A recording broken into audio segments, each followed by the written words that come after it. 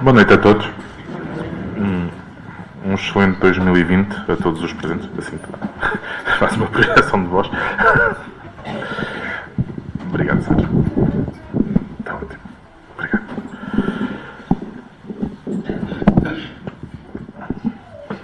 Obrigado. Bem,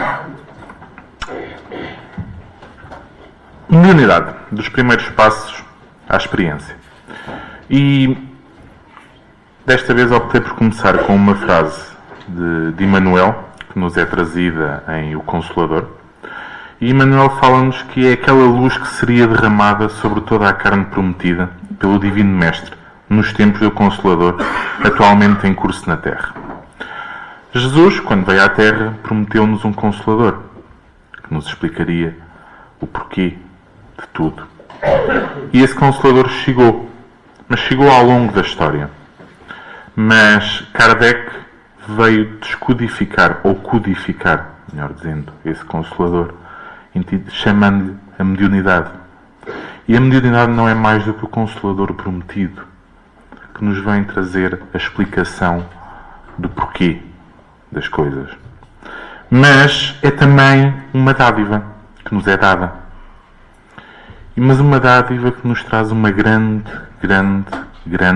responsabilidade. Por isso é que Emmanuel disse a Chico que eram 3 as regras: a disciplina, a disciplina e a disciplina. Porque a mediunidade exige isso mesmo, disciplina, para ser praticada como deve de ser. Porque embora seja uma dádiva, quando mal aplicada, pode ser um ponto de endividamento. Por isso é importante percebermos como devemos desenvolver a nossa mediunidade. E o tema de hoje fala-nos precisamente disto, do desenvolvimento da mediunidade, dos primeiros passos à experiência. Porque a mediunidade não é... O desenvolvimento da mediunidade é um caminho. E como qualquer caminho é feito caminhando, mas de forma consciente. Os primeiros passos que damos até à experiência permitem-nos evoluir. Mas ao longo deste caminho vamos fazendo escolhas. E será que estamos preparados para fazer essas escolhas? Para fazermos as escolhas mais corretas? Quando comecei a preparar esta palestra, lembrei-me dos meus primórdios na doutrina espírita e de como no início, em algumas casas espíritas por onde passei, e ainda hoje encontro algumas situações dessas nos caminhos fora da casa espírita, a divinização do médium. Todos nós somos médiums. O médium não é mais importante do que qualquer um de nós que aqui esteja presente. O médium é apenas um ser encarnado, e se está encarnado é porque tem dívidas, é porque tem necessidade de se aperfeiçoar e que tem que fazer o seu caminho. E portanto a mediunidade é apenas um meio que lhe foi dado para que ele faça o seu caminho, para que ele continue a evoluir. Então, no Evangelho segundo o Espiritismo, Kardec diz-nos que para conhecer as coisas do mundo visível e descobrir os segredos da natureza material, outorgou Deus ao homem a vista corpórea, os sentidos e instrumentos especiais. Todos nós sabemos que temos os 5 sentidos.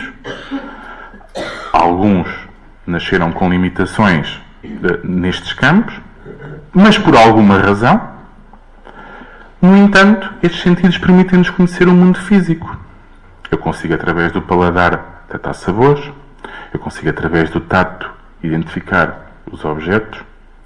Mas depois havia um mundo para lá daquele que nós conseguíamos ver, e então com o telescópio nós podemos mergulhar nas profundezas do espaço e ver o que é que estava para lá do céu visível. Mas havia um mundo invisível aqui onde nós estamos, e para isso foi-nos dado um microscópio para descobrirmos aqueles mundos infinitamente pequenos. E para descobrir o mundo invisível, Kardec diz-nos que para penetrar no mundo invisível deu-lhe a mediunidade. E reparem na forma como Kardec usa o verbo dar. Deu-lhe a mediunidade. Na terceira pessoa. Porque a mediunidade é-nos dada. E da mesma forma que nos é dada, a qualquer altura nos pode ser tirada, se não fizermos o bom uso da mediunidade. E foi dada por quem? Pelo alto. Com que objetivo? O da evolução.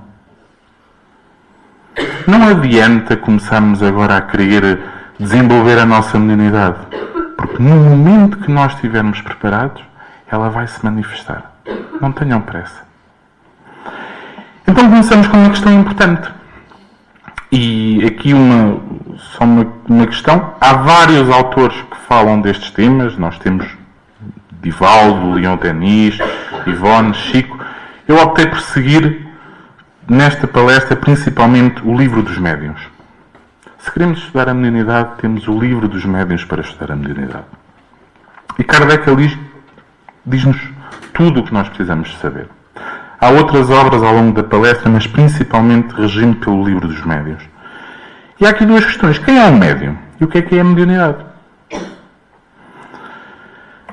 Todo aquele que sente um grau qualquer a influência dos espíritos é por esse facto médium.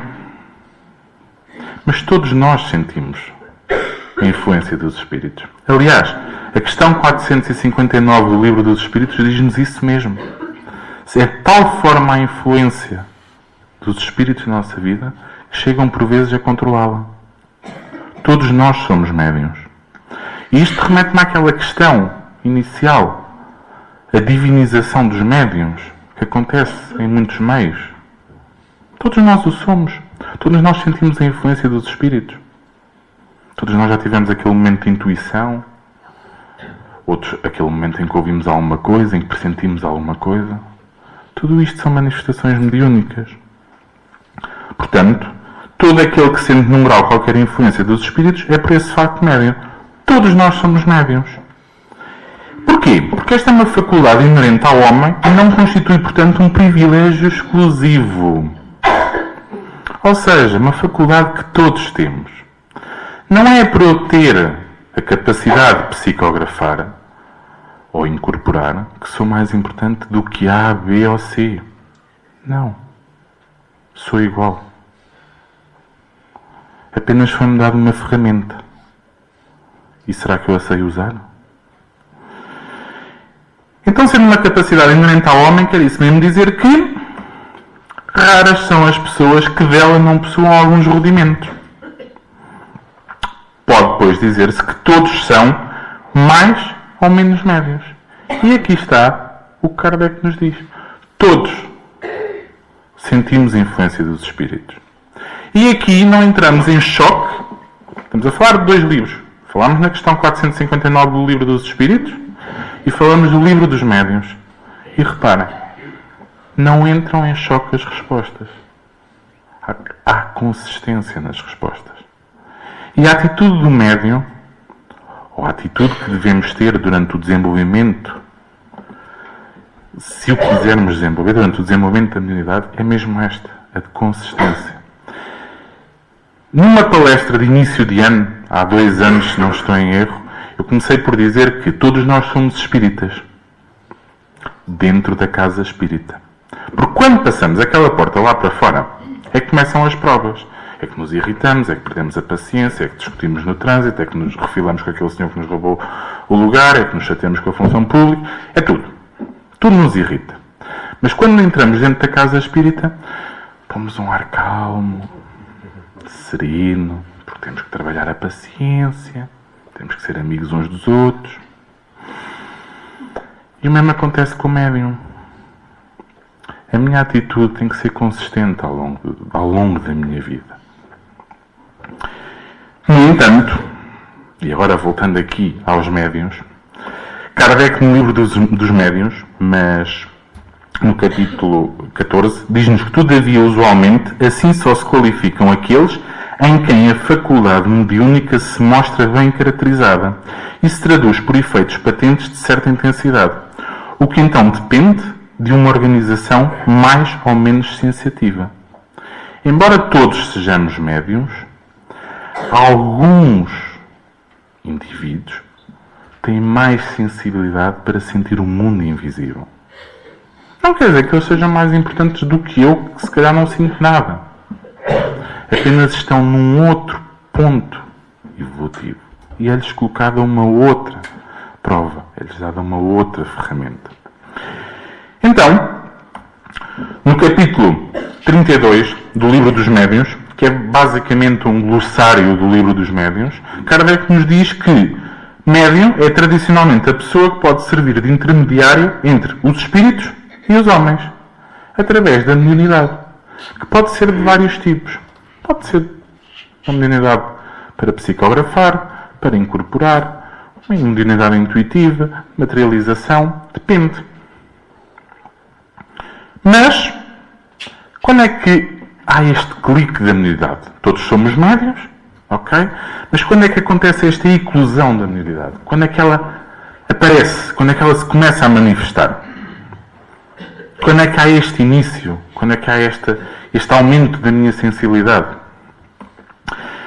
Portanto, quando falamos de eclosão, no estudo da prática mediúnica, ou melhor dizendo, do livro Mediunidade, Estudo e Prática, do programa 1 da Federação Espírita Brasileira, nos é dito que é o início do aparecimento dos fenómenos resultantes da capacidade de uma pessoa de entrar em contacto com seres de outra dimensão, os chamados mortos, que em linguagem espírita são os desencarnados, seres humanos que estão fora da carne, isto é, não têm corpo físico.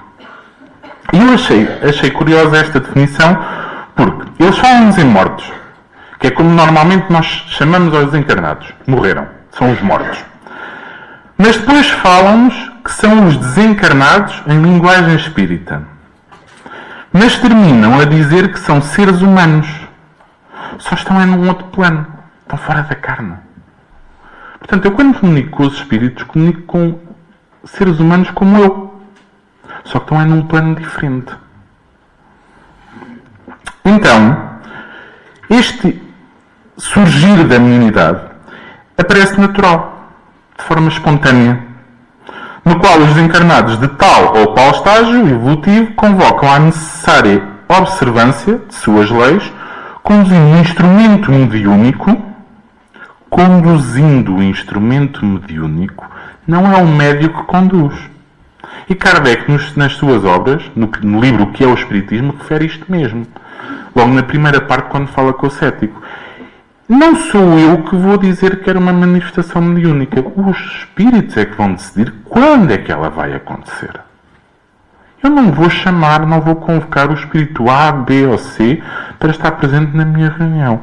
Ele vai se manifestar se as condições estiverem reunidas. Cujos serviços adquire vasto património de equilíbrio e iluminação, resgatando simultaneamente os compromissos negativos a que se encontrem liados desde vidas anteriores. Compromissos negativos. Mas o médium era uma pessoa tão boa. Pois é. Mas é um ser encarnado. Também tem dívidas. Eu se estou aqui é porque também tenho uma série de dívidas. Todos nós temos. Outras vezes, a mediunidade não é assim tão boa. Porque surge como impositivo. Provacional, mediante a qual é possível mais ampla libertação do próprio médium, que em dilatando o exercício da nobilitação a que se dedica, granjeia considerações e títulos de benemerência que lhe conferem paz.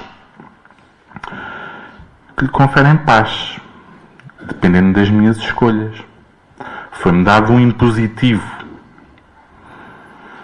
Foi um impositivo provacional. Foi-me dada a mediunidade para ver se eu estou preparado.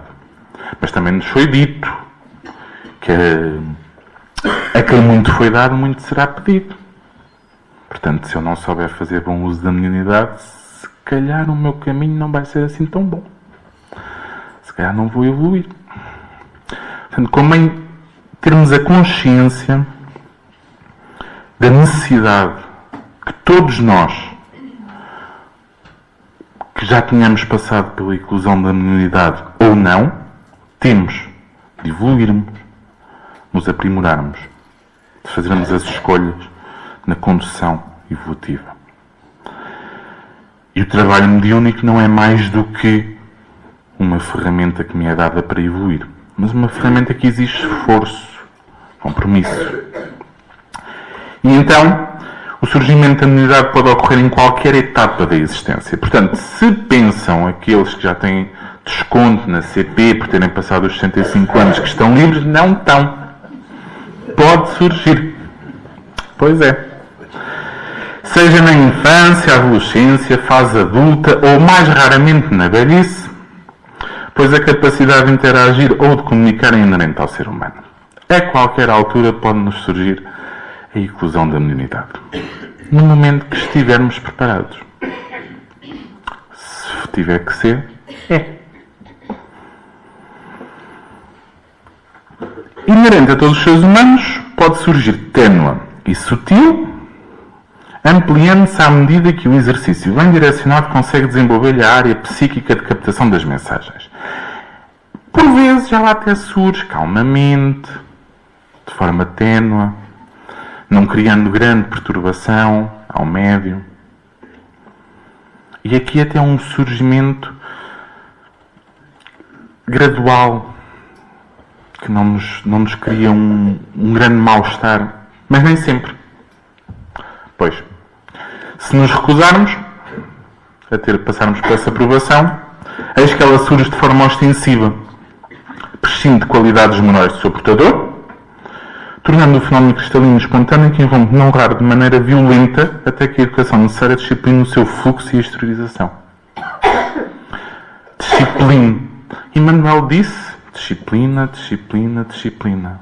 E aqui Kardec, no Filomeno Miranda, que falamos de... é uma obra de Filomeno Miranda, fala-nos de disciplina, o seu fluxo e exteriorização.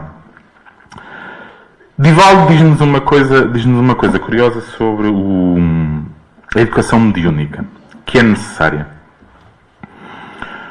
Conhecimento pelo estudo da mediunidade é o primeiro passo. Estudar, conhecer, desmistificar. Isto é uma coisa que eu noto fora da casa espírita. Quando por vezes calho dizer que sou espírita e que frequento a casa espírita, há uma mistificação do espiritismo. Eu também sinto muitas entidades. Eu é que não quis desenvolver a minha mediunidade porque tinha uma mediunidade muito desenvolvida. Sentia muito, as coisas tremiam na minha presença. Eu nesses momentos penso assim, pois, se calhar vou ficar calado, para não gerar aqui grandes confusões. Porque se calhar não estás ainda naquele momento em que percebes que se calhar não é bem assim. Se nós estudarmos, se formos trabalhando, se formos ganhando conhecimento, as coisas deixam de ter aquele misticismo que inicialmente lhe atribuímos. Eu contra mim falo, quando comecei a frequentar a casa espírita, também mistifiquei o espiritismo. Atualmente já percebo que fui um bocadinho idiota, de forma simples. É uma coisa normal. Falamos apenas de comunicar de dois planos. Outra coisa importante que Divaldo nos fala é da educação moral. E esta é mais difícil, porque exige a minha reforma íntima. Lá volto eu à reforma íntima. Exige o meu aprimoramento interno. Isto é muito difícil. Depois, o exercício da vivência da conduta cristã. E Divaldo não nos diz da conduta espírita, nem católica. Ele fala-nos da conduta cristã, da mensagem que nos deixou o Cristo. Não é por eu ser espírita que a minha mediunidade vai aparecer mais depressa. Não. A mediunidade pode se manifestar em qualquer credo. Agora, eu tenho é que seguir os princípios que Jesus, que o Cristo me deixou. Mas, na verdade, tudo isto que Divaldo nos fala, de estudarmos, de fazermos a nossa educação moral, de seguirmos os princípios cristãos, é fundamentalmente aquilo que nós já falamos na casa espírita que devemos fazer no nosso dia-a-dia, seja com mediunidade desenvolvida ou não. E isto leva-nos àquela questão de a mediunidade vai aparecer quando estivermos preparados, mas nós, para estarmos preparados, temos que seguir este percurso.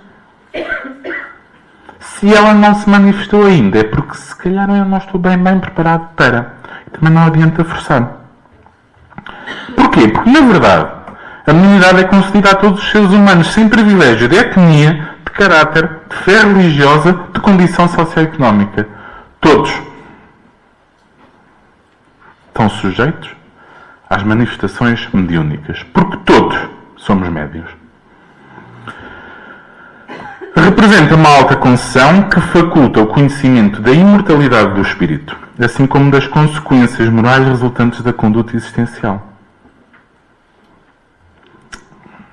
E voltamos à consequência das nossas condutas. Anda tudo à volta do mesmo. Mas nós podemos trabalhar isto, porque da mesma forma que se educam os sentidos físicos e as faculdades intelectuais, disciplinando o comportamento moral, a mediunidade que desempenha relevante papel na vida humana requer desvelos e condutas específicos para que possa contribuir eficazmente em favor da harmonia do indivíduo e do seu incessante progresso espiritual. Assim nos diz Filomeno Miranda na obra Mediunidade, Desafios e Bênçãos. E há aqui uma parte importante, é que o trabalhar da mediunidade, que é, sem sombra de dúvida, ela tem um papel importante para todos, porque é através da mediunidade que nós temos as obras espíritas que temos e que nos dão o conhecimento. Acima de tudo, ela trabalha a harmonia do indivíduo, a evolução do indivíduo e o seu incessante progresso espiritual. Portanto, quando há pouco se dizia que era uma forma de saldarmos dívidas passadas, é que através deste trabalhar, mas trabalhar numa mediunidade boa, consciente, não é trabalhar numa má mediunidade. Porque eu posso ser médium, mas as entidades que através de mim se vão manifestar têm que ter uma questão muito simples, uma afinidade. E essa afinidade vai surgir pelas escolhas que eu faço no meu dia-a-dia. Então isto leva-nos à última questão, que é como é que eu faço a educação e a evolução da minha mediunidade. E no estudo da FEB é-nos dito que a educação ou desenvolvimento da faculdade mediúnica acontece ao longo da vida. Era aquela questão de sejamos jovens, adultos, velhos, ela aparece. Mas é que depois, quando nós desencarnamos, ela continua, porque ela prossegue no além-túmulo o trabalho de incessante aperfeiçoamento. Portanto, se eu neste momento me é dada a oportunidade, se calhar convém que eu a aproveite, porque eu não sei se na próxima reencarnação vão ser dadas as mesmas condições. Eu neste momento, se começar a ter manifestações mediúnicas, frequento a casa espírita, posso recorrer ao apoio dos irmãos da casa espírita, posso aconselhar, posso estudar, mas na próxima reencarnação não sei onde é que eu vou estar, quando incluir a minha mediunidade. Então, a educação da mediunidade está relacionada com algumas condições que são consideradas básicas e que, no estudo da mediunidade, a FEB nos indica. E uma delas é o amparo espiritual. Ou seja, quando a mediunidade aparece, nós vimos ali atrás que por vezes ela aparece de forma ostensiva. E isto pode levar a desequilíbrios, depende da minha estrutura emocional. E não raras vezes chegam à casa espírita irmãos completamente desequilibrados, resultado de uma mediunidade ostensiva. E chegam ao atendimento fraterno, e vêm ao apoio à segunda-feira, e têm necessidade do passe, têm necessidade da água fluídica. E isto é o amparo espiritual que é dado pela casa espírita. Pela casa espírita. Não é por aquela senhora que nós ouvimos falar lá fora, que acende uma vela, o santinho A, B, C. É na casa espírita que nós vamos receber este amparo espiritual essencial ao nosso equilíbrio. E depois do atendimento fraterno, de começarmos a compreender as coisas, depois de assistirmos às palestras, de recebermos o passe, de bebermos água fluídica, água fluidificada, começamos a obter o equilíbrio, somos convidados a frequentar os estudos de sábado, onde começamos a compreender o que é que se está a passar comigo.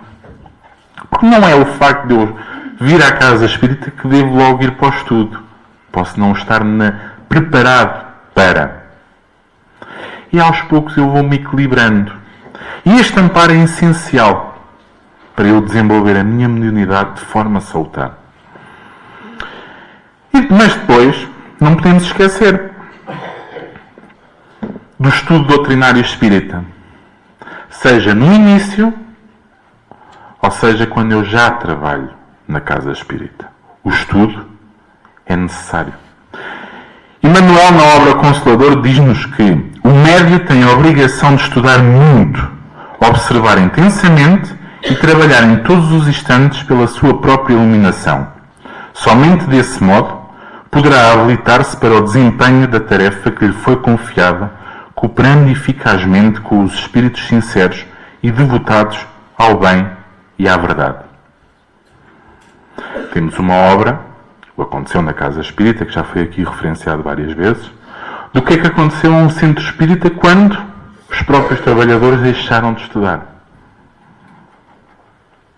É necessário o estudo contínuo. O médio tem a obrigação, e reparem, Emmanuel diz, tem a obrigação de estudar, não é só a obrigação de estudar, é a obrigação de estudar muito para continuar. Porque as provas, os ataques, se assim lhe quisermos chamar, para ser mais fácil visualizarmos, vão começar quando baixarmos as guardas. Quando começarmos a ganhar confiança em nós mesmos. Então aí começamos a dar brechas para que entrem os obsessores. E com o estudo eu vou evoluindo. Vou evoluindo o quê? A minha conduta moral, porque vou obtendo o autoconhecimento. E é necessário eu trabalhar continuamente a minha melhoria, trabalhar continuamente a minha moral. Pois não há desenvolvimento mediúnico para realizações sólidas sem o aprimoramento da individualidade mediúnica. Assim nos diz Emmanuel. Há pouco falei que a manifestação mediúnica, as entidades que se vão comunicar através de mim, enquanto médium, resultam da afinidade que tenham comigo. Portanto, se eu não tiver uma conduta moral e um autoconhecimento de mim, para já se não tiver um autoconhecimento de mim, não consigo trabalhar a minha conduta moral, porque não tenho consciência de quem é que eu sou. E não trabalhando a minha conduta moral, estou sujeito a qualquer entidade que se queira manifestar. E isto pode-me depois levar a situações de desequilíbrio. Por fim, falámos aqui no início que a mediunidade é-nos dada. Então, se ela nos é dada, não é nossa. Então, devemos praticá-la de forma gratuita. Porque dai de graça ao que de graça recebeis. Não é a cobrar. Não é a praticar à espera de, não, eu vou fazer isto porque vou ganhar bónus hora para depois usar quando estiver na colónia espiritual. O problema é que eu posso não ir para a colónia espiritual e vou parar ao umbral e depois é mais chatice, lá os bónus hora não valem nada. Gratuitidade da prática mediúnica. E infelizmente o que vimos muitas vezes hoje em dia é o contrário. Mas não. Isso não é uma boa prática mediúnica. E estes são os 4 pontos fundamentais que a FEB nos indica no capítulo Educação da Mediunidade, como as preocupações que devemos ter para trabalhar a nossa mediunidade. E efetivamente elas têm aqui tudo. O estudo, a evolução moral, a gratuitidade. Então, em forma de conclusão, escolhi 3 autores. e o que é que eles dizem sobre a educação da mediunidade. Um já foi aqui referido, e é Divaldo, e ele diz-nos que a educação mediúnica exige, em primeiro plano, o conhecimento pelo estudo da mediunidade, a seguir, a educação moral, e como consequência, o exercício e a vivência da conduta cristã, através dos hábitos salutares, do estudo e do exercício do amor. O médium se libera de quaisquer atavismos para fazer-se ponte entre ele e o Criador, sob a inspiração dos espíritos superiores. Isto já tínhamos referido há pouco, esta necessidade do trabalhar. O segundo autor que escolhi para a conclusão foi Ivone. E Ivone diz uma coisa curiosíssima. A melhor meio de desenvolver a mediunidade é não se preocupar com o seu desenvolvimento. Mas preparar-se moral e mentalmente para poder assumir o compromisso de se tornar médium desenvolvido. E esse preparo não poderá ser rápido. Se a mediunidade não se apresentar assim espontaneamente, naturalmente, é sinal de que ainda não está amadurecido bastante para explodir. Não se preocupem em desenvolver a mediunidade. Preocupem-se em preparar para o momento da prova. Preocupem-se em se preparar para o momento em que a própria mediunidade se vai manifestar. Em que o alto vai dizer, é o momento. Porque é o mundo invisível que o define. Não sou eu. Não me adianta nada chegar agora à casa, pôr média luz, pegar num papel e numa caneta, fechar os olhos e dizer, vou psicografar. Não vão psicografar. Não é assim que isso vai acontecer. É através de estudo, do trabalho, da preparação. E no momento certo, que pode ser nesta reencarnação ou não, a mediunidade irá eclodir. Chico diz-nos que o desenvolvimento da mediunidade, dizia ele, deve ser o burlamento da criatura em si, porque o aperfeiçoamento do instrumento naturalmente, permitirá ao espírito comunicante manifestar-se em melhores condições. Ou seja, a minha melhoria deve ser constante. Eu devo fazê-la para evoluir, não para vir a ser médio. E nesse momento, quando eu estiver preparado, a mediunidade vai se manifestar. E então, concluindo, trago uma frase que já foi aqui dita, que é: a educação ao desenvolvimento da faculdade mediúnica acontece ao longo da vida. Começa antes da reencarnação, continua nela e prossegue além túmulo. É trabalho de incessante aperfeiçoamento. E basicamente, o que eu peço que levem esta noite é que a mediunidade é isso mesmo. Um trabalho incessante de aperfeiçoamento. Mas não para a mediunidade, para mim mesmo. Porque no momento certo ela vai se manifestar. E para terminar, há um livro de Chico e de vários psicografia com vários espíritos, na Era do Espírito. Em Emmanuel, dá-nos a página 19, que é a página aos médiuns. E foi daqueles textos que eu li 1, 2, 3 vezes, fechei o livro, porque pensei, não, isto não é mensagem. A seguir fui parar outra vez àquele livro, continuei a ler e pensei, vai ser a conclusão da nossa palestra. E Emmanuel diz-nos assim: médiuns espíritas, quando vos conscientizais relativamente à distância entre a vossa condição humana e a espiritualidade sublime da doutrina de luz e amor que abraçaste, muitos de vós outros recuais ante a luta por sustentar. Emmanuel diz-nos logo: a distância entre a vossa condição humana e a espiritualidade sublime. Ele refere aquilo que se falou aqui. O médium é um ser perfeitamente normal. Compreendamos, no entanto, que quase todos nós, os companheiros encarnados e desencarnados, trazidos à tarefa do espiritismo, somos seres endividados de outras épocas, empenhados ao trabalho de aperfeiçoamento gradativo com o amparo de Jesus. Todos nós, encarnados e desencarnados, trazidos ao trabalho do espiritismo, Temos dívidas. E foi-nos dada a possibilidade de saldarmos essas dívidas através do trabalho no bem. Tiramos de ontem, somos agora convocados a exercícios de obediência e tolerância para as aquisições de humildade. Autoridades absorventes que dilapidamos os bens que se nos confiavam, em benefício de todos, vemos-nos induzidos na atualidade a servir em regime de carência a fim de aprendermos moderação à frente da vida. Inteligências despóticas que abusavam-nos da frase escrita ou falada, prejudicando multidões, estamos hoje entre inibições e dificuldades, nos domínios da expressão verbal, de modo a reconhecermos quanto respeito se deve à palavra. Criaturas que infelicitávamos, outras muitas, deteriorando-lhes a existência em nome do coração, achamos-nos presentemente em longos calvários do sexo a fim de aprimorarmos os impulsos do próprio amor. Incluímos-nos em vossos problemas, conquanto desenfaixados provisoriamente dos laços físicos, porquanto as nossas lutas de hoje foram as nossas de ontem.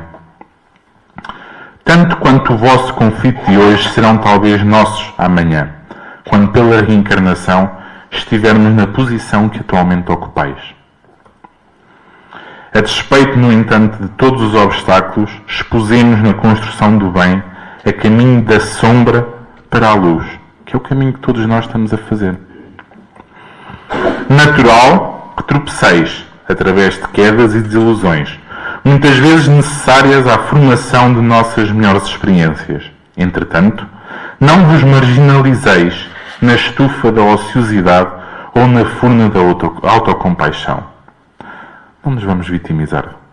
Não nos leva a lado nenhum. Trabalhemos, compreendendo e sigamos servindo. Fraquezas e imperfeições temo-las ainda conosco. E talvez por longo tempo, de vez que o burilamento espiritual não é assunto de mágica. Convençamos-nos, porém, de que unicamente com a doação do melhor de nós mesmos, na edificação do bem de todos, é que descobriremos a senda traçada à nossa melhoria e elevação. Recordemos, o ouro não se desentranha da ganga simplesmente porque leiamos algum compêndio de mineração diante do cascalho que o segrega, conquanto o compêndio de mineração favorece as atividades relacionadas com a extração e acrisolamento do ouro. Não nos adianta só estudar a doutrina, temos que a colocar em prática. Temos que ser espíritas daquela porta para dentro e daquela porta para fora. Purificar-se-á o metal, em verdade, tão somente no clima do cadinho esfogueante. Um médico reterá consigo a ciência de curar, mas isso não quer dizer que esteja ele inacessível à doença, embora o dever que lhe cabe na preservação do equilíbrio orgânico. Um dia Jesus nos afirmou que os obreiros do Evangelho serão conhecidos pelos frutos, e Allan Kardec, no item 10 do capítulo 19 do Evangelho segundo o Espiritismo, vos comparou às árvores proveitosas. Não nos será lícito esquecer que todas as árvores da terra, por mais preciosas, se lançam frondes, flores e frutos na direção dos céus. Nenhuma delas produzirá se não tiver as raízes vinculadas aos ingredientes no chão. A passagem pela terra é necessária para que possamos evoluir. Obrigado a todos. Uma boa noite. Um tema desse, eu não vou perder a oportunidade. Você começou a falar sobre os primeiros passos, né? Quais poderiam ser considerados assim, os primeiros passos, Ricardo, daquilo que você estudou, daquilo que você viu no caminho da mediunidade? Que tem meio mundo que diz que gostaria de ser médium, e tem outro meio mundo dizendo que gostaria de deixar de ser médium. Né? Nós somos difíceis, né, de sermos entendidos. Como é que você viu isso aí? Quais seriam os primeiros passos? Quais são os primeiros passos? Eu nos primeiros passos identifiquei-me muito com aquilo que Ivone disse. é o trabalharmos, o estudarmos, o compreendermos. E foi um pouco aquilo que se passou comigo. Quando entrei na Casa Espírita, tenho 36 anos e comecei a contactar a doutrina espírita aos 11, 12 anos, se não estou em erro.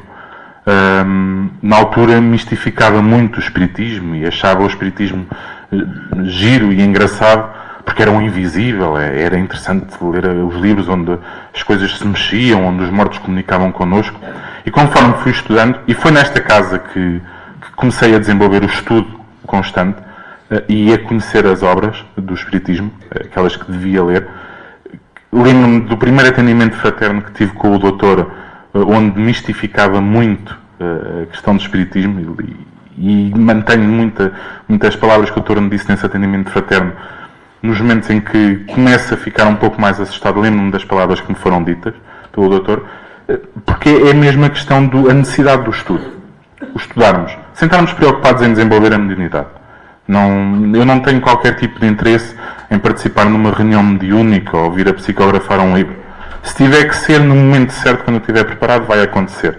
E tem sido assim que as coisas têm acontecido. Comecei a trabalhar na Casa Espírita na evangelização, quando estava preparado. Entretanto, comecei a dar as palestras, quando estava preparado. Antes das palestras dei estudos de medicina e espiritualidade, quando estava preparado. Portanto, sem o estar a forçar, sem o preocupar-me em. E acho que os primeiros passos devem ser mesmo esse: o estudar, o compreender, o desmistificar o espiritismo. E tem médium que prefere se conservar nesse momento assim de mistificação, né? Tem pessoas que dizem assim: lutando, descobri que você é espírita. Você sabe que eu acredito também nesses mundos paralelos? Então fazem ali, né? Elaboram, criam assim. Nós temos às vezes tendência para isso, para mistificar ou para fazermos ideias de que na verdade elas não são? Temos. Tipicamente o ser humano gosta do que é misterioso. O que nos é mostrado, lá está, o fruto proibido é o mais apetecido. Porquê? Porque não é porque ele seja proibido, é porque está escondido e eu não sei o que é que lá está. E isso, todos nós temos o bichinho da curiosidade, todos nós gostamos de saber e todos nós gostamos de... Mas depois no espiritismo há uma questão que é: eu gosto de saber dos espíritos, mas os espíritos eu não os vejo, então tenho medo. Então começo a criar aqui e aquilo, vou, não vou, e começo a criar na minha cabeça teorias que não correspondem à realidade. Começo a mistificar e a determinada altura, quando dou por mim, já tudo é resultado do espiritismo. A fruta caiu da árvore porque os espíritos foram lá abanar a árvore. Não, a fruta caiu da árvore porque tinha que cair e pronto. Isso não há volta a dar. E há médiuns que gostam de viver nesta mistificação do espiritismo e muitos na divinização do médium. Eu já desisti um pouco de referir que sou espírita, precisamente pelo meio onde estou inserido. Há esta questão do mistificar. Eu não estou em Portugal, estou em Angola, estou numa realidade completamente diferente, onde há muita vivência das medicinas, as chamadas medicinas tradicionais, que são as feiticeiras, e então quando se fala de espiritismo, associa-se a estas feiticeiras, associa-se aos espíritos, associa-se aos copos a mexer, e então começam logo com histórias, e eu, para evitar, para me proteger, por uma questão de equilíbrio próprio, opto por não falar. Eu recordo-me de em 2013 ter tido uma experiência num centro espírita em Angola, onde eu frequento o centro espírita aqui provavelmente há 10 anos e nunca participei numa reunião mediúnica. Nunca fui chamado para participar numa reunião mediúnica e nunca tive vontade em participar numa reunião mediúnica. Entretanto, em 2013 fui a Angola e fui a um centro espírita. E quando dou por mim, no mesmo dia, onde conheci as pessoas, eu não participei numa reunião mediúnica. Eu participei em 2 reuniões mediúnicas. E puseram-me a questão que eu disse há pouco: não vale a pena chegar a casa e pegar numa caneta a dizer que vou psicografar. Eu passei por isso, porque eu vi-me numa mesa com um conjunto de médios a psicografar e a porem-me uma caneta na mão e a dizerem-me psicografa. E eu pensava, mas eu vou psicografar o quê? E eu olhar para... mas eu faço o quê? E eu concentra-te. Mas eu vou-me concentrar em quê? E, portanto, naquela questão, nós estamos com a caneta, a mão trema. E no tremer, às vezes, tocava na folha, porque eu tinha que estar de olhos fechados, então às vezes tocava na folha. Então dou comigo a levarem a folha, que tinha riscos daqueles... porque era uma psicografia, eu pensei, isto não está a acontecer. E depois, quando cheguei a Portugal, comentei com o Dr. Lutano, e o Dr. Lutano disse-me uma coisa que era: há centros que são mais inclinados à minoridade, e em Angola as coisas têm necessidade de ser mais físicas. Então eu preciso, mas eu na altura senti-me um pouco desequilibrado, porque aquilo mexeu um pouco comigo. E então, para evitar esse desequilíbrio, tento-me proteger não comentando que sou espírita. Se forem à minha casa, veem os livros espíritas na estante, comentam. Se estiver a ler um livro espírita, não faço questão de o esconder, também não o ando a mostrar. Se houver um comentário assim. Agora, proporcionar a conversa não o faço, precisamente por causa desta mistificação. O que é a divinização do médium? O que é a divinização do médium? É olharmos para o médium como um ser superior. E em algumas casas espíritas isto acontece. O médium tem um lugar de destaque, porque é um médium. Como já se falou aqui algumas vezes, eu prefiro ir ao passe àquela pessoa porque ele é um médium melhor. Não. Ele é um médium igual. Então, quando falam de divinização do médium, é esta atitude que algumas casas espíritas, e alguns de nós temos inicialmente, que não, é um médium muito importante, é um médium muito desenvolvido. Não, é um médium que já fez um percurso que eu irei fazer. Ele não é mais nem menos, não é melhor nem pior do que eu. Tem uma unidade mais ostensiva. Se calhar não vale a pena, não me adianta muito estar a colocá-lo num pedestal, mas sim ter pena dele, porque se calhar a quantidade de dívidas dele é bem maior do que a minha. Portanto, e foi-lhe dar a possibilidade de saldar um conjunto de dívidas. Portanto, não me adianta o divinizar um médium quando o colocamos quase de uma forma inacessível. Não, é um ser perfeitamente normal. Ricardo, isso pode prejudicar o companheiro? Isso pode perturbar o companheiro que às vezes, a companheira que às vezes tem uma certa sensibilidade mediúnica, a gente tentar colocar a pessoa num pedestal, né? Isso pode ser prejudicial? Pode, porque eu não sei qual é a estrutura mental da outra pessoa para se deixar envolver com a vaidade e de repente perder-se. Quando falo do livro Aconteceu na Casa Espírita, é precisamente isso que aconteceu. Foi o envolvidos pela vaidade acabaram por levar à perda dos trabalhos, à perda do estudo. Porque, se vem um que diz que eu sou bom, e vem outro que diz que eu sou bom, e vem outro que diz que eu sou bom, água mole em pedra dura, tanto dá até que fura. Eu, a determinada altura, tomo consciência que sou mesmo muito bom, e então começo a prejudicar o meu trabalho. E a partir do momento que eu acho que sou muito bom, eu começo a baixar as minhas defesas e começo a estar exposto a obsessões. E então daí que se pode perder um bom médium, o que era efetivamente um bom médium, porque toda a gente disse que ele era muito bom. E ele só se estará a endividar porque fez um mau uso da sua mediunidade. Os obsessores estão de olho no médium, nos seus primeiros passos. Os obsessores estão de olho no médium depois que ele já pode ser considerado um médium experiente. Há médios que dizem: eu já sou médium há 30 anos, a vida inteira fui médium, né? Os obsessores estão de olho nos médiuns que começam, estão de olho nos médiuns que podem ser considerados experientes? Os obsessores estão de olho constantemente. Seja médio há 24 horas, seja médio há 30 anos. Eles estão sempre presentes.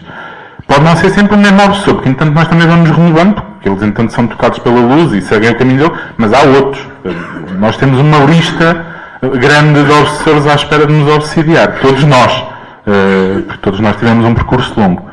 Portanto, a lista é grande. Quando 2 ou 3 obsessores se reformam, porque entanto foram tocados pela luz, há 5 ou 6 que estão prontos para virem ocupar o lugar. Não vale a pena estarmos assim muito preocupados. E portanto é necessário realmente nós, o médium, ter, o médium e todos nós, termos este estado de vigilância constante, e daí a disciplina, para evitar estarmos a abrir portas a obsessores. Você mencionou Allan Kardec, falou no Livro dos Médiuns, e em um determinado momento você citou ali no texto, não é o fenômeno da mediunidade, não é o médium quem conduz. Explica isso pra gente. As manifestações do mundo invisível, do mundo dos espíritos, não somos nós encarnados com ou sem mediunidade que as vamos controlar. São os espíritos que as vão controlar. No livro O que é o Espiritismo, quando há a conversa com o cético, ele diz a Kardec que quer uma sessão mediúnica para poder para poder acreditar na existência deste mundo invisível. E Kardec diz-lhe que não o pode fazer porque não é ele que decide. São os espíritos. Não me adianta eu estar a convocar espíritos para estarem presentes, aquele tradicional jogo do copo que se falava, o pêndulo que algumas pessoas fazem. Aquela manifestação mediúnica nada me diz que seja de um bom espírito. Pode ser um espírito zombeteiro. Pode achar piada e agora vou gozar aqui um bocadinho contigo. Porque eu não tenho controle daquilo. Não sou eu que controlo o mundo invisível.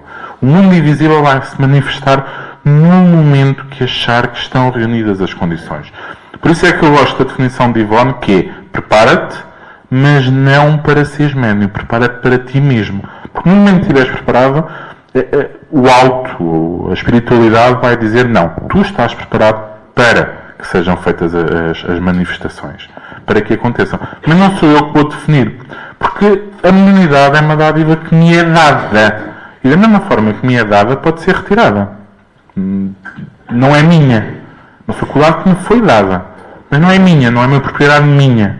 A qualquer altura eu posso perder a mediunidade que tenho, e ficar completamente bloqueado e não sentir qualquer manifestação dos espíritos. Não quer dizer que eles não continuem a influenciar a minha vida. Eu fico bloqueado, mas não os sinto. Porquê? Porque foi assim que o alto decidiu. O que aconteceu, e voltamos ao livro, aconteceu numa casa espírita, o que aconteceu com aqueles médiuns, eles não perderam a mediunidade. Eles pura e simplesmente foram bloqueados até para a própria proteção deles, para não se endividarem ainda mais. Portanto, não é uma faculdade, não é uma manifestação que sou eu que vou controlar. Não terá da parte do médium, das pessoas que lidam com o intercâmbio dos espíritos, uma certa dose de humildade necessária para se colocar na mão dos bons espíritos, já que não somos nós que controlamos? Tem que haver uma humildade da parte do médium, mas nós colocamos as nossas preocupações nas mãos de Deus, nas mãos do Mestre. E, portanto, basicamente é isso que devemos fazer, é entregar ao alto, conscientes do que é que deverá ser a minha conduta moral, do que é que deverá ser os princípios que regem a minha vivência, enquanto encarnado, mas entregar o que acontece na minha vida ao alto. Se acontecer algo de mal, é porque eu tenho que passar por aquilo para evoluir. É porque aquele momento é necessário. É uma forma de eu expiar algo de errado que fiz. Se acontecer algo de bom, que bom que me foi dada essa dádiva. Ricardo, você falou na idade. Você disse em qualquer momento, qualquer altura, a mediunidade pode eclodir, né? O que pode acontecer com o médium que ele tem indícios, sinais de mediunidade na infância e não liga muito para aquilo? Torna-se um jovem, um adolescente, tem sinais de eclosão da mediunidade e não liga muito para aquilo. Está muito novo, tem muita coisa ainda para fazer. Chega a vida adulta e tem o trabalho, tem a família, tem outras ocupações. O que acontece quando o médium vai deixando para frente, vai deixando para depois? O que pode acontecer? Eu costumo dizer muitas vezes que quem não vai pelo amor vai pela dor. E portanto é aquela questão de eu não quero trabalhar a mediunidade agora, mas vai haver um momento que eu vou ser obrigado a trabalhá-la. Eu tenho que passar por aquele processo. Portanto, se calhar convém eu trabalhá-la agora, em que tenho as condições de... Se a mediunidade começa a eclodir quando eu sou um jovem, tenho as condições de saúde que me permitem, de saúde e de memorização durante o estudo, que me permitem desenvolver a minha mediunidade. Se eu não a desenvolver nessa altura, se calhar vou começar a ter uma mediunidade ostensiva, desequilibrada, vou trazer mais sofrimento, mais endividamento, e quando der por mim, já sou idoso, já não tenho as capacidades físicas que tinha quando era novo e tenho a necessidade de ir trabalhar. E só me endividei. Você mencionou que às vezes a faculdade eclode assim de uma forma, aparece de uma forma espontânea, suave, às vezes ela aparece de uma forma violenta. Qual será a melhor? Vou fazer a pergunta em primeira pessoa, tá? Se a faculdade tivesse que aparecer em você, o que você iria preferir? Que ela viesse assim muito suave, muito espontânea, ou você iria preferir um processo assim abrupto, violento?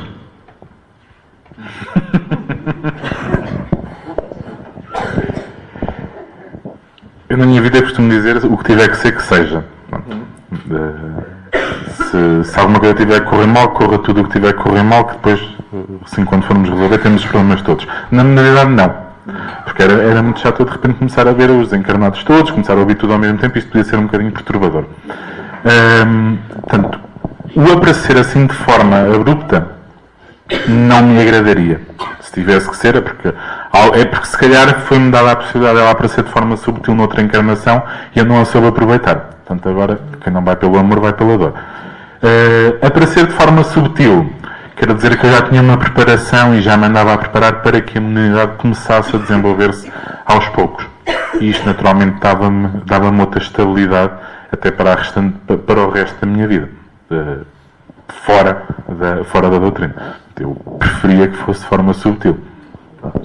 Leve, suave, né? Mas nem sempre é possível. Nem sempre é possível, né? Às vezes os espíritos nos pegam assim de roldão, né? Porque, e você mencionava bem, né, que estar debaixo, né? Você imagina no caso de uma psicofonia, quando os espíritos utilizam o nosso aparelho vocal, a nossa garganta para falar, em que a gente está lúcido, a gente está consciente, mas tem a percepção nítida que estamos debaixo de uma outra autonomia, com outro fluxo de pensamento, com outras palavras, com outras ideias, né? E que vai nos ensinando bastante. Mesma questão de uma mediunidade que apareça de forma ostensiva e que me dê a capacidade de ver o mundo invisível. Pensemos numa pessoa que está habituada a chegar a casa, pegando no meu caso, vivo sozinho, chego a casa sozinho e de repente chego a casa e tenho uma multidão de gente desencarnada. Não era muito bom. Não era nada. Não achava muita piada. Você sabe que tem muitos médiuns que chegaram à doutrina e hoje estão aí trabalhando, que comentam que se a mediunidade não tivesse aparecido de uma forma violenta, arrasadora, eles ainda hoje não tinham vindo. Houve a necessidade, né, daquela, às vezes até com uma certa volúpia, entendeu? De serem arrastados assim para que realmente pudesse ceder ao apelo dos espíritos. Você mencionou essa questão das vezes, da questão da idade, né? E você disse que até na velhice, na idade avançada, a mediunidade pode eclodir, pode aparecer. E hoje nós estamos vivendo cada vez mais, né? Imagina a gente chegar aos 90, 95 anos, entendeu? Que já está mais para lá do que para cá, nesse contato com os espíritos, assim como você citou, né? A sua colocação me fez lembrar um diálogo que tive recentemente com com a minha mãe, tá? Eu estive passando o Natal lá com ela e mamãe tem cerca de mais de 40 anos de exercício mediúnico. Hoje, com 82 anos, em virtude de alguns problemas de saúde, ela já não está mais no exercício prático. E ela tem um ou outro problema de saúde, eu tenho mãe, e os espíritos. E ela falou, não me aparecem, não me importunam, não me atormentam. Meu filho, parece que eu nunca fui médium. Estou em paz. Então, às vezes a gente vê, né, que o exercício da mediunidade continuado, regular, né, e de todas as tarefas dentro da casa espírita que ela acabou por desenvolver ao longo da vida, desde a limpeza, o trabalho de limpeza na casa espírita foi a primeira tarefa dela, desde a psicofonia, desde as palestras, desde as reuniões de estudo, aonde ela foi mais ativa foi a psicofonia. E está lá com a idade que está, no sossego, em paz. E eu tive a curiosidade de perguntar como é que estavam as suas colegas de reunião mediúnica. Aquelas com as quais ela trabalhou 20, 25, 30, 40 anos. E, em geral, a grande maioria delas encontrava-se, né, ali num estado de serenidade, num estado de paz, que é aquilo que a mediunidade também confere. Tá?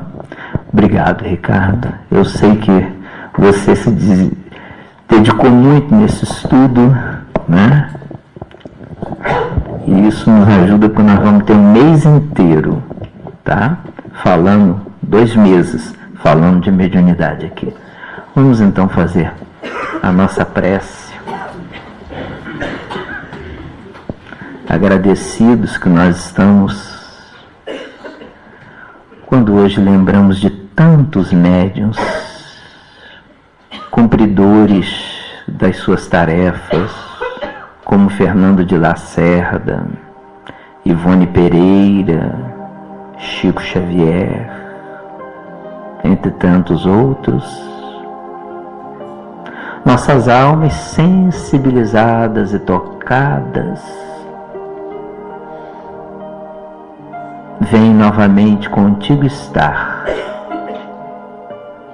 Senhor Jesus, nosso amigo, nossa alegria, nossa paz, inspiração para o nosso ano, inspiração para as nossas vidas.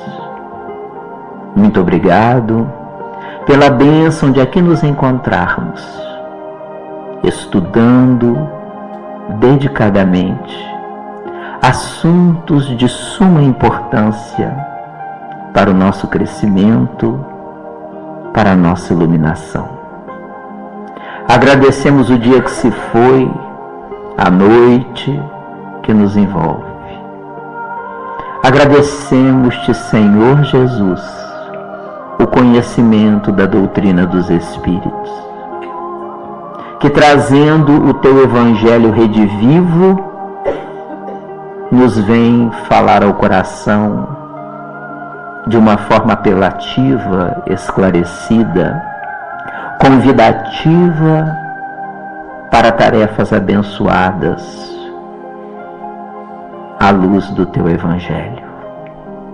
Muito obrigado, Senhor Jesus, pela bênção da vida, pelas oportunidades que temos tido até aqui, pelo ano que se foi, pelo ano que começa, em que evocamos um apelo à